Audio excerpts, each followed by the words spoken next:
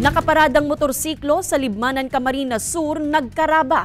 Ang detalye kaini asin kan iba pang mga kasulo na nagbungkara sa man-ibaybang lugar sa Bicol Region, tutukan sa report ni Jessica Calino.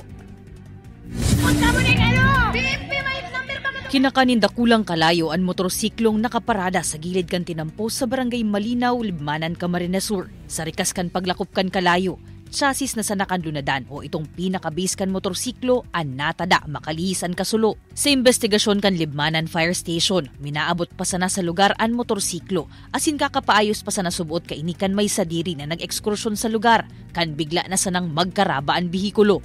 Lapan checking namin dun sa mga debris na nasunog, meron din mga arcing. So meaning nagkaroon ng short circuit doon sa wiring ng mismong motor. And possible din na meron ding leakage o malapit doon sa gasoline ang wiring na nag-start yung arcing.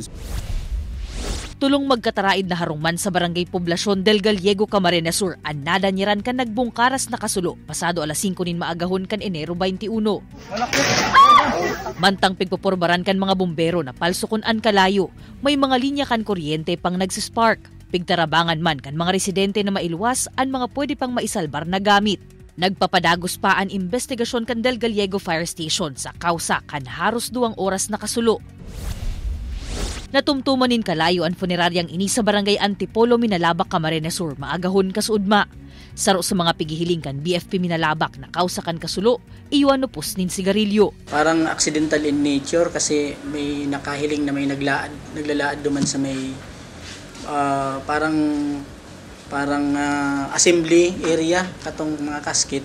Baka may nagtuturog po kaya duman, baka nagsigarilyo siya, saro po ito sa pigihiling tat. Maabot sa 1 million pesos ang kinakarkulong danyos na winalat kan insidente. Sa barangay Bibingkahan, Sorsogon City, sarong meat shop man ang nasulo, nakadamay pa magin ang kataid kaining tindahan. Sigun sa pirang mga residente, posibleng sa haraning poste kan kuryente nagpuon ang kalayo. Alagad nagpapadagos pa ang investigasyon kan Bureau of Fire Protection sa insidente. Mayo manin ibang nakadamay o nakulugan sa nangyari. Asin sa ngunyan, naribaya naman kan Sureko ang nadanyiran na poste kan kuryente. Kaibanan si Gerald Gandia, Jessica Calinog, Balitang Bicolandia.